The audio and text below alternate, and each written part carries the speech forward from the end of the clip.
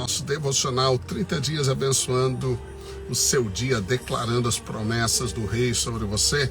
Em nome de Jesus, eu abençoo você, abençoo a tua casa. Eu declaro o favor que você não merece, mas o Pai em Cristo Jesus te dá de graça, a graça bendita do Senhor. Amém? Que o Senhor te favoreça muito neste dia. Que o Senhor te proteja, te livre do mal, te dê respostas que você tem buscado. Que o Espírito Santo possa conduzi-lo no triunfo de Jesus, sobre todas as coisas. No nome de Jesus, amém? Alegre-se, esse dia é mais um dia que o Senhor fez. Creia na bondade do Pai, creia, apenas creia. Aleluia. Que o Senhor fará segundo a sua boa palavra, amém? Em nome de Jesus, bom dia. Bom dia, Rosana.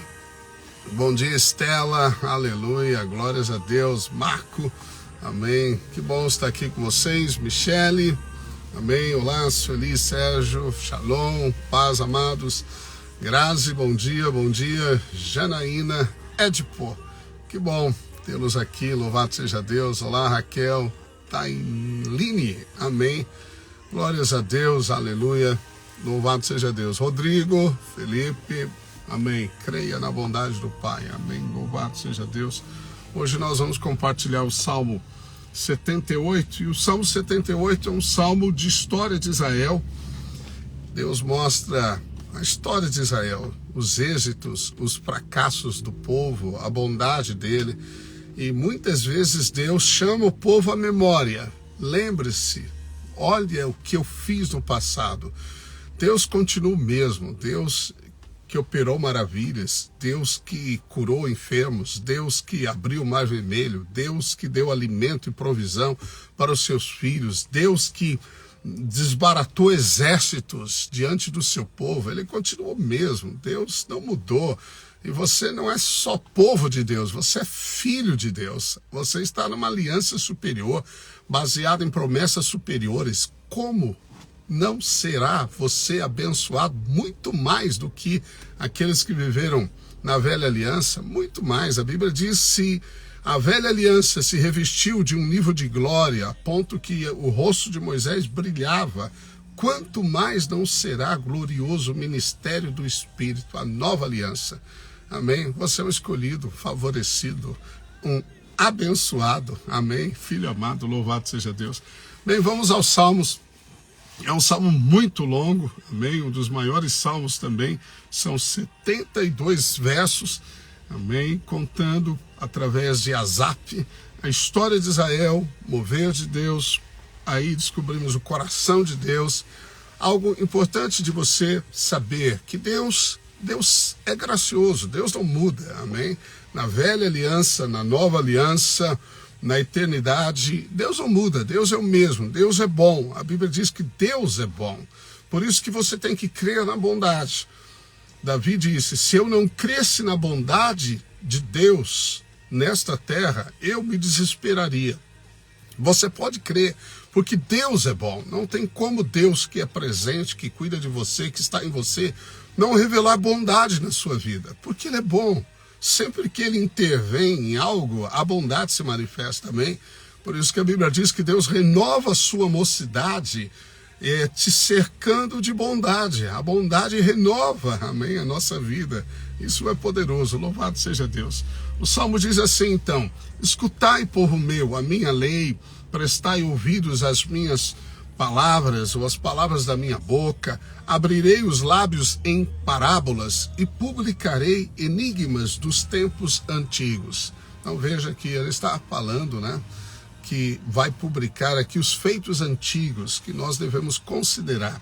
Ele vai publicá-los. O que ouvimos e aprendemos, o que nos contaram nossos pais, não encobriremos aos nossos filhos, contaremos às vindouras gerações os louvores do Senhor e o seu poder e as maravilhas que fez.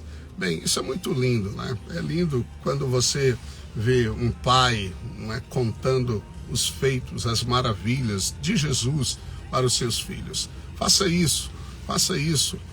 Sente-se com seu filho, fale sobre Jesus, fale dos milagres de Jesus, leia a Bíblia com ele, mostre quem é o Senhor. Ele tem que crescer já com uma consciência de que Deus é bom, dos milagres que Deus pode fazer. Amém? A fé, normalmente, de uma criança é uma fé genuína, é uma fé que ora, né, livre de toda barreira de religiosidade. Você tem que apresentar Jesus, o Evangelho da graça para os seus filhos. Amém? Mostrando que Deus é bom, que Deus cuida, que Deus protege, que Deus reveste de poder. Bem, e o salmista segue. Ele estabeleceu um testemunho em Jacó, instituiu, uma lei em Israel e ordenou a nossos pais que os transmitissem aos seus filhos, a fim de que a nova geração os conhecesse. Filhos que ainda não hão de nascer, se levantassem e, por sua vez, os referissem aos seus descendentes, para que pusessem em Deus a sua confiança e não se esquecessem dos seus feitos, mas lhes observassem os mandamentos, e que não fossem uma geração de coração inconstante e cujo espírito não foi fiel a Deus. Então, o Senhor está instruindo aqui Israel, instruiu também o seu povo, os reis, instruiu a todos, nos instrui que nós devemos transmitir aquilo que temos recebido. Amém? Família tem um propósito. Pais transmitem aos seus filhos os feitos de Deus, as experiências que eles passaram com Deus. É muito importante você marcar o coração dos teus filhos com testemunhos. Permita que os teus filhos te vejam orando ao Senhor, louvando ao Senhor, falando do Senhor, porque essas são impressões indeléveis que ficam no coração de cada um deles. E é propósito de Deus que uma geração anuncie a outra geração, para que eles confiem em Deus, para que o coração não seja contaminado. A Bíblia diz, ensina a criança no caminho que deve andar, e mesmo quando for velho, não se desviará deste caminho. Amém? Então nós, como pai, temos uma responsabilidade de instruir os nossos filhos, lembrá-los dos feitos de Deus.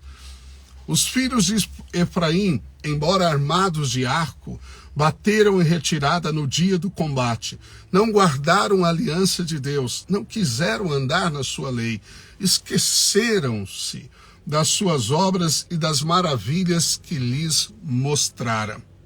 Prodígio fez na presença de seus pais, na terra do Egito, no campo de Zoã, dividiu o mar e fê-los seguir, aprumou as águas como num dique, guiou-nos numa nuvem e durante a noite com um clarão de fogo. No deserto fendeu rochas e lhes deu a beber abundantemente como de abismos.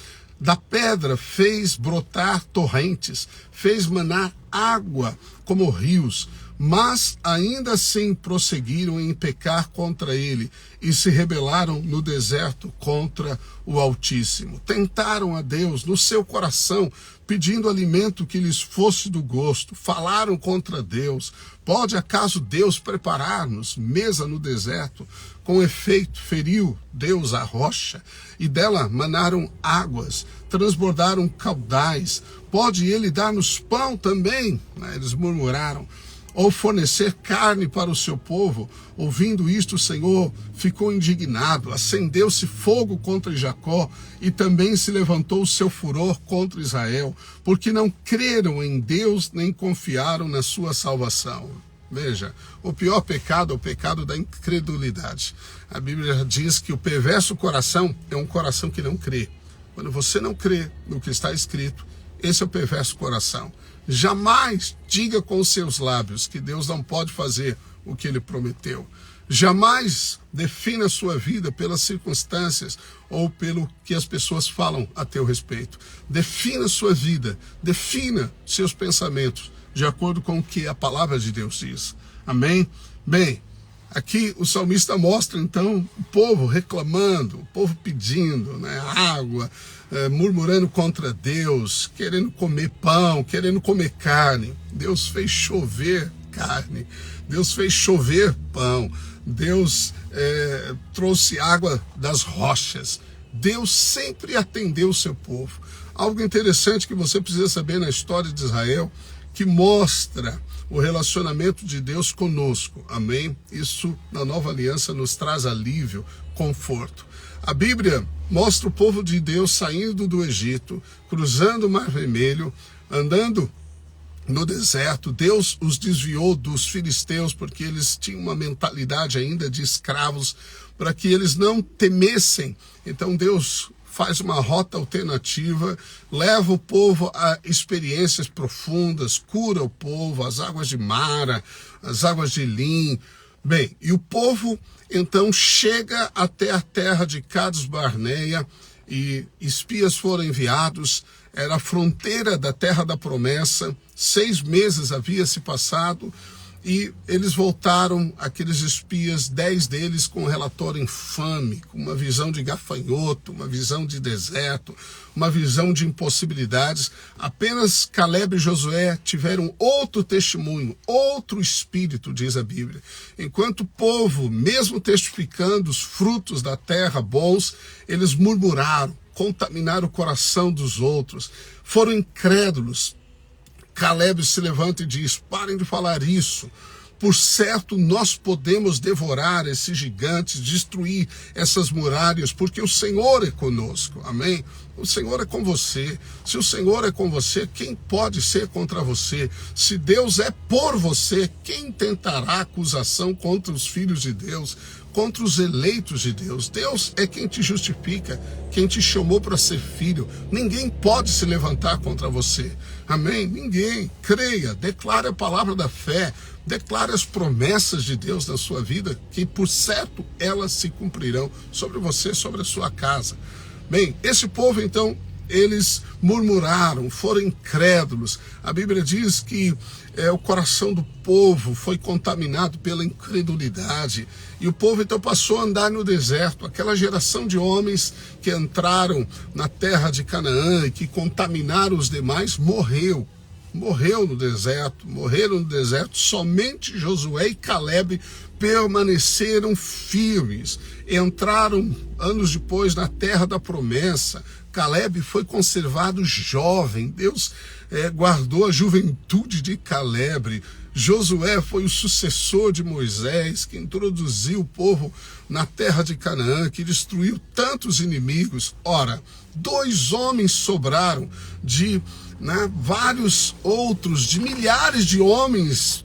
Esses únicos 2 homens sobraram. Ora, essa história já seria muito mais do que suficiente para nós cremos sempre em Deus. Cremos sempre em Deus. O espírito correto é o espírito da fé. O espírito correto é declarar o que a Bíblia diz. Foi assim que Jesus destruiu ou derrotou o diabo. Lembra? Jesus disse para ele: está escrito. Jesus não ficou explicando Bíblia para o diabo. Seu diabo, os dias são maus.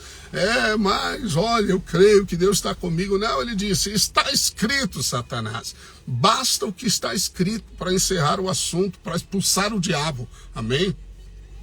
Então saiba o que está escrito a seu respeito e confesse. Essa é a fé que agrada a Deus. A Bíblia diz que, apesar desse povo murmurar, Deus deu o que eles pediram. E de maneira abundante, de maneira assim espetacular. Aqui diz que fez chover pão do céu, pão dos anjos. O maná era um pão dos anjos. Quem produzia esses pães eram os anjos, que eram os padeiros, por assim dizer. Alimento celestial para alimentar o povo. Era algo poderoso, algo realmente nutritivo. Mas eles murmuraram. A Bíblia diz então que o povo andou pelo deserto, eles chegaram até o Monte Sinai. No Monte Sinai, Deus se revela ao povo através da lei. Porque o povo não queria se relacionar com Deus. O povo se relacionava com Moisés. O povo disse para Moisés: fala tu com Deus. O que ele falar com você, nós vamos seguir. Deus sempre quis filhos. Deus não quer um homem intermediando o seu relacionamento com ele. Você é filho. O único intermediador entre Deus e os homens é Jesus Cristo. O único caminho, a única porta de acesso, a única ponte de acesso, o único caminho. Não existem vários caminhos para você chegar a Deus. Só existe um caminho. E esse caminho é Jesus Cristo. Amém? Não existem várias coisas que você precisa saber, várias verdades para você encontrar para se aproximar de Deus. Só existe uma verdade. A verdade é uma pessoa, é um relacionamento a ser desfrutado. Jesus é a verdade. Não existe algo que você deve buscar para alimentar esperança, fé, amor em você. Uma vida real, uma vida de paz. Existe uma pessoa que te dá essa vida, que te dá vida e paz. É Cristo Jesus. Amém? Então, uma pessoa só. Quando o povo chega no Monte Sinai, eles rejeitam ouvir a Deus. E Moisés sobe o Monte Sinai, Deus entrega a lei para o povo. Algo fascinante acontece em Êxodo 19.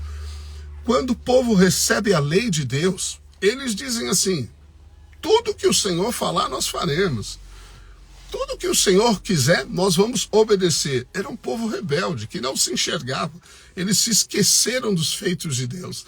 Até o Monte Sinai, eles murmuraram, eles reclamaram. Deus deu tudo em abundância, porque essa é a medida de Deus que eles pediram, e nada aconteceu. Nada aconteceu, porque até receberem a lei, eles viviam debaixo da dispensação dos patriarcas, que é uma dispensação da graça também. Da graça. A Bíblia diz que Abraão, em tempos de fome, desceu no Egito. Egito é um tipo do mundo. Ele foi lá, ele mentiu para Faraó, ele entregou a mulher dele, Sara, para Faraó. Ele cometeu algo assim, né, ruim. Ele foi talvez um covarde, né? Foi um covarde, um tímido, entregando sua esposa a outro homem para não ser morto. Aquele que viu Deus da glória, aquele que ouviu a Deus, que foi chamado de maneira poderosa, ele fez isso. E a Bíblia diz que depois de sair do Egito, ele saiu rico. Ele saiu cheio de gado, de favor, ele se tornou riquíssimo. O Egito fez uma transferência de riquezas para Abraão. O mundo fez uma transferência de riquezas para Abraão. Abraão não teve que semear e colher, ele recebeu tudo pronto, gado, servos. E ele fez isso por causa de uma mentira. Ele recebeu essas coisas por causa de uma mentira. Aí você pode falar, mas como é possível? Nós não devemos mentir. Nunca, nunca minta. Não minta, esse é o território do diabo. Você nunca pode entrar no território do diabo e achar que vai ser favorecido. Mas por que Deus deixa esse relato na Bíblia para nós? Abraão não foi penalizado. Abraão não foi castigado. Deus não mencionou nada. Deus só o favoreceu. Por quê? Porque Abraão desfrutava da graça de Deus. Amém? Desfrutava. Mas o pecado não tem que ser condenado? Tem. O salário do pecado não é a morte? Sim. A ira de Deus não cai sobre o pecado? Sim. Mas para nós, caiu sobre Jesus. Amém? Ele é o Cordeiro perfeito que foi o nosso substituto naquela cruz. Amém? E isso não me dá liberdade para pecar, achando que eu vou ser favorecido quando peco. Jamais. Jesus, ele levou na cruz os nossos pecados. Ele não liberou a mim e a você para pecarmos, jamais, longe de nós. Mas a graça é tão extravagante, o amor de Deus é tão surpreendente, a bondade de Deus não pode ser realmente definida, que você fica surpreso como erros, Deus ainda favorece no meio de erros. Amém? Então você não deve errar, mas se errar, se entrar pelo vale da sombra da morte, porque você fez escolhas erradas, você fez negócios errados, você decidiu errado, você foi precipitado, você desviou os seus olhos do bom pastor que te guia a pastos verdejantes, as águas de descanso, você não seguiu as veredas da justiça, você fez bobagem. Mesmo assim, Davi disse, o Senhor prepara uma mesa perante mim na presença dos meus inimigos, o meu cálice transborda. A palavra ali significa um lugar espaçoso. Deus vai te dar alívio. Você entrou pelo caminho errado, mas Deus vai te trazer bondade. Ele diz, o meu cálice transborda, a mesa é farta, bondade e misericórdia me seguem. Você está no lugar errado, mas a bondade e a misericórdia estão com você. Amém? E Deus vai te levar para a sua casa, um lugar de conforto, de paz. Aleluia. Por quê? Porque Deus é bom. Amém? Porque Deus é bom. A única coisa que você não pode permitir na sua vida é a incredulidade. Amém? Não permita a incredulidade. Isso você não pode permitir. Não permita pensamentos de incredulidade e muito mais que os seus lábios falem erroneamente. Não permita. Pensamentos podem vir, sentimentos podem vir e virão, mas a sua boca deve falar a palavra da fé. Sempre. Amém? Isso agrada a Deus. Aleluia. Bem, a Bíblia diz que Deus fez chover sobre eles pães. Quando o povo, então, recebe a lei no Monte Sinai, a dispensação muda. Dispensação é a maneira como Deus lidava com o seu povo. Da dispensação patriarcal, uma dispensação que envolvia a graça, porque a nova aliança foi anunciada a Abraão. Deus passa a se relacionar com o povo através da lei, a dispensação da lei. A partir de Êxodo 19, 20, muda-se o cenário. O povo, quando murmura, Deus atende, mas o povo incrédulo é sujeito a iras, pestes, disciplina severa de Deus. Por quê? Porque a lei de Deus é perfeita, mas ela não pode ser cumprida pelo nosso esforço, pela nossa obediência. Somente Jesus obedeceu à lei perfeita de Deus. Somente Jesus Cristo pode nos dar, de fato, os recursos da bondade de Deus. Isso se chama graça. A justiça que vem mediante a fé nele.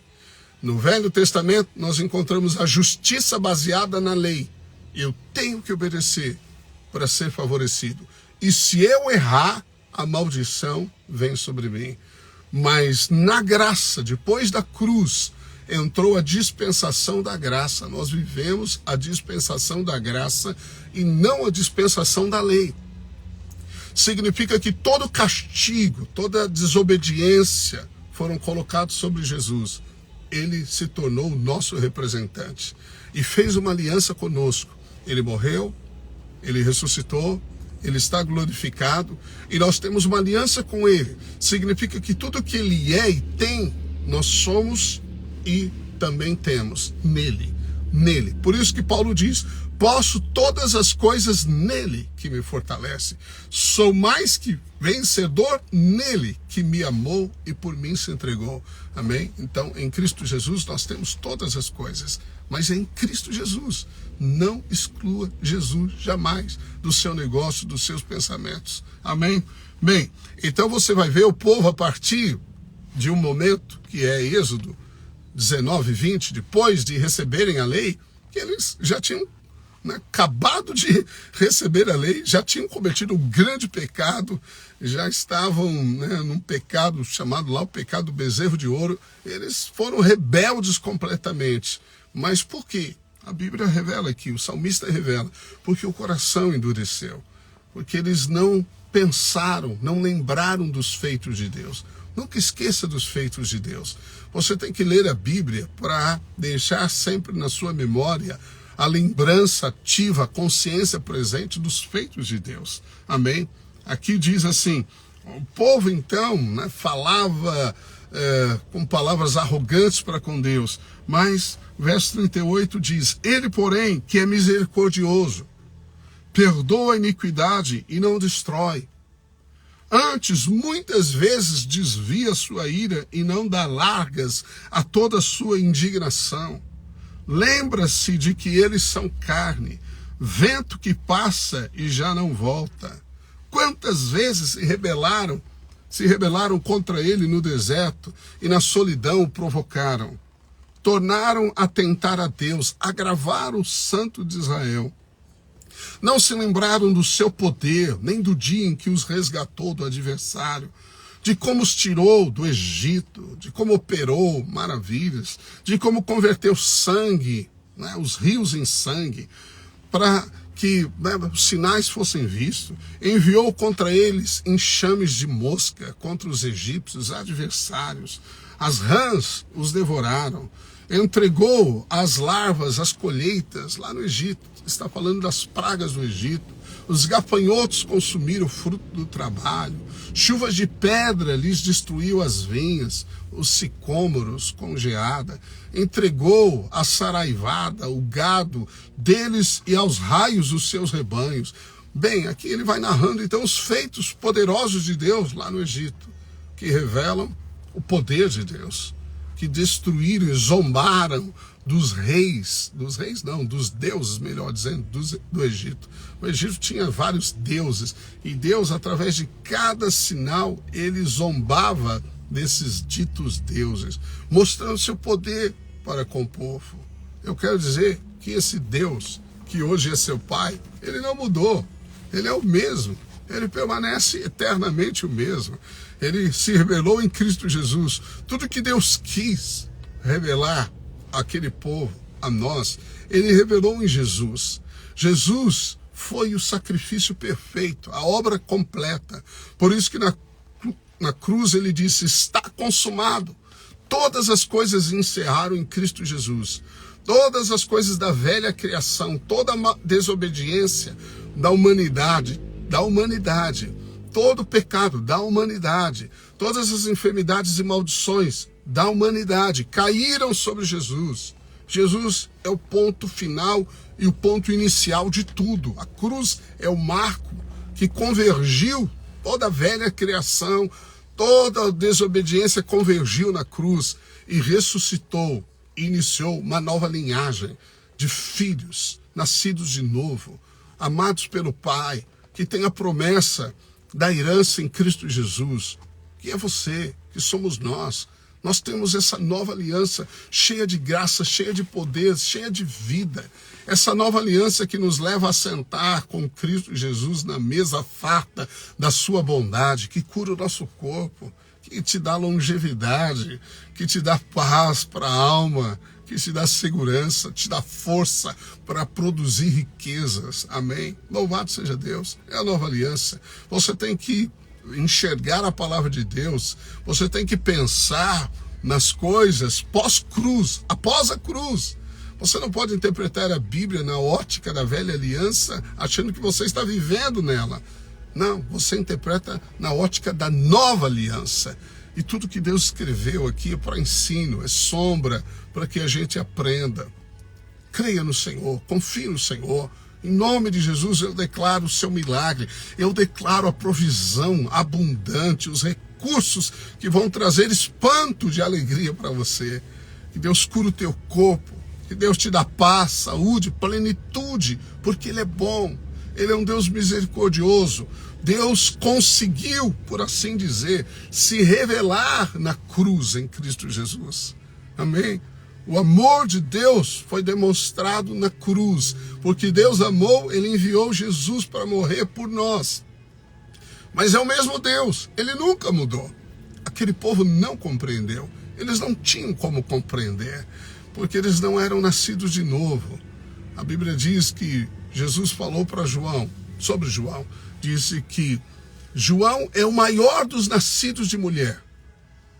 O maior. Então João é maior, João Batista maior que Abraão, maior que Davi, maior que Moisés, maior do que todos os profetas, ele é maior.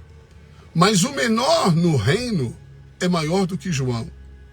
Isso significa que você, que nasceu de novo, entrou no reino, porque no reino só pode se entrar nascendo de novo. João Batista não havia nascido de novo, mas ele viu o Cordeiro. Ele foi próximo do Cordeiro. Então, a proximidade do Cordeiro define a sua grandeza. O quanto você vê Jesus define a sua posição, a sua grandeza. João viu Jesus. ele disse: eis o Cordeiro de Deus que tira o pecado do mundo. Só ele viu isso. Os que estavam ao redor não compreenderam, mas João compreendeu, foi uma revelação. Mas João não nasceu de novo, João Batista. Você nasceu de novo. Jesus, pelo Espírito Santo, veio morar dentro de você. Você é morada de Deus. Nós somos morada de Deus, casa de Deus. Ora, nós estamos mais próximos de Jesus do que qualquer outro. O nosso espírito se misturou com o Espírito Santo, diz a Bíblia. Deus é um Deus residente eternamente, para sempre. Nunca nos deixará. Nós fomos misturados com a divindade. Ora, nós temos o reino em nós. Jesus falou: o reino de Deus está em vós. O reino está em nós. Veja a sua posição. Você pode se sentir muito pequeno. Eu sou um pobre, vil pecador. Às vezes você pega as palavras da velha aliança, né? E fica falando: eu sou pobre, cego e nu. No sentido, né, de quebrantamento, de humildade, você pode falar. Mas no sentido de posição de filho, nunca. Você não é um cego, pobre, nu, pecador, jogado à margem da vida. Você é filho, você é rei, você é sacerdote, você é embaixador, você é como Jesus é nesse mundo por causa do sangue de Jesus. Então, quando você crê e valoriza a sua posição, ande com dignidade. Amém? Porque você é maior. Você é maior do que todos eles. Isso não é para insuflar o seu ego. Jamais. Mas é para derramar o seu coração em amor e gratidão. Aquele que fez isso, independentemente, amém, de nossas obras. Foi ele que nos escolheu. Amém? Em nome de Jesus, eu abençoo esse dia. Eu declaro sobre você essa abundância de favor. Que Deus faça chover pão do céu sobre você. Pão, provisão que vem dos céus, que os anjos venham trabalhar por você, que sobrenaturalmente você encontre soluções para os problemas, que você crie coisas, ideias, que você solucione, né, problemas dos seus clientes, que sobrenaturalmente os anjos acelerem os processos na sua vida, amém? Em nome de Jesus, porque se Deus fez isso, Deus deu tanta carne no deserto para o povo, que alguns historiadores dizem que por quilômetros, em torno de quase 25 quilômetros de raio, tinha 1 metro de codornizas de carne, da noite para o dia. Da noite para o dia. Isso Deus pode fazer, amém? Que o Senhor hoje faça isso e amanhã você acorde num novo cenário. Tão poderoso pelos milagres de Deus na sua vida, em nome de Jesus. Assim eu te abençoo, amém, porque você é nele mais que abençoado. Amém, até amanhã, um abraço carinhoso, não deixe de compartilhar a nossa live, continuando orando pelo país, pelo Brasil, em nome de Jesus. Tchau, tchau.